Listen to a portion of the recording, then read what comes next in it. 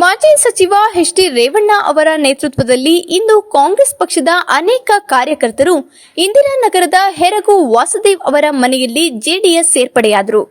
ಜಿಲ್ಲಾ ಪಂಚಾಯಿತಿ ಮಾಜಿ ಅಧ್ಯಕ್ಷ ಹೆರಗು ವಾಸುದೇವ್, ತಾಲೂಕು ಪಂಚಾಯಿತಿ ಮಾಜಿ ಸದಸ್ಯ ದೊರೆಸ್ವಾಮಿ, ಕಾಂಗ್ರೆಸ್ ಮುಖಂಡರಾದ ಚಿಕ್ಕಕಡಲೂರು ಬೋರೇಗೌಡ, ದಿವಾಕರ್, ಗ್ರಾಮ ಪಂಚಾಯಿತಿ ಮಾಜಿ ಅಧ್ಯಕ್ಷ ದುದ್ದ ಶಿವಣ್ಣ, ಕಾಂಗ್ರೆಸ್ ಮುಖಂಡ ಬಸವನಪುರ ರಮೇಶ್ ಸೇರಿದಂತೆ ಇನ್ನಿತರ ಪ್ರಭಾವಿ ಮುಖಂಡರನ್ನ ಜೆಡಿಎಸ್ ಪಕ್ಷಕ್ಕೆ ಸೇರ್ಪಡೆ ಮಾಡಿಕೊಂಡರು.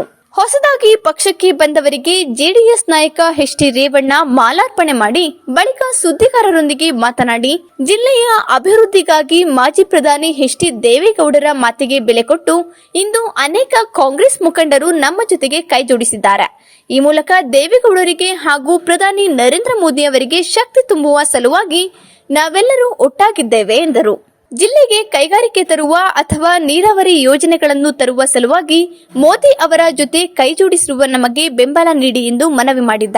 ಈ ಹಿನ್ನೆಲೆಯಲ್ಲಿ ನಮ್ಮ ಮನವಿ ಸ್ವೀಕಾರ ಮಾಡಿ ದೇವೇಗೌಡರಿಗೆ ಎಲ್ಲರೂ ಒಟ್ಟಾಗಿ ಹೋರಾಟ ಮಾಡ್ತಿದ್ದೇವೆ. ಯಾವುದೇ ಸ್ವಾರ್ಥಕ್ಕೆ ಒಗ್ಗಟ್ಟು ಅಲ್ಲ, ಜಿಲ್ಲೆಯ ಒಟ್ಟಾರೆ ಅಭಿವೃದ್ಧಿಗೆ ಕೆಲಸ ಮಾಡಲು ಮುಂದಾಗಿದ್ದೇವೆ. ದುದ್ದ ಶಾಂತಿಗ್ರಾಮ ಭಾಗಕ್ಕೆ ನೀರಾವರಿ ಮಾಡಿ ರೈತರಿಗೆ ಅನುಕೂಲ ಕಲ್ಪಿಸಿದ್ದೇವೆ.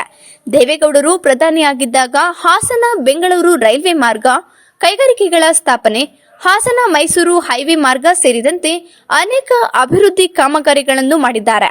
ಜೊತೆಗೆ ಹಾಸನದಲ್ಲಿ ಮೆಡಿಕಲ್ ಕಾಲೇಜು ಮಾಡುವ ಮೂಲಕ ಶಿಕ್ಷಣಕ್ಕೆ ಹೆಚ್ಚಿನ ಒತ್ತು ನೀಡಲಾಗಿದೆ.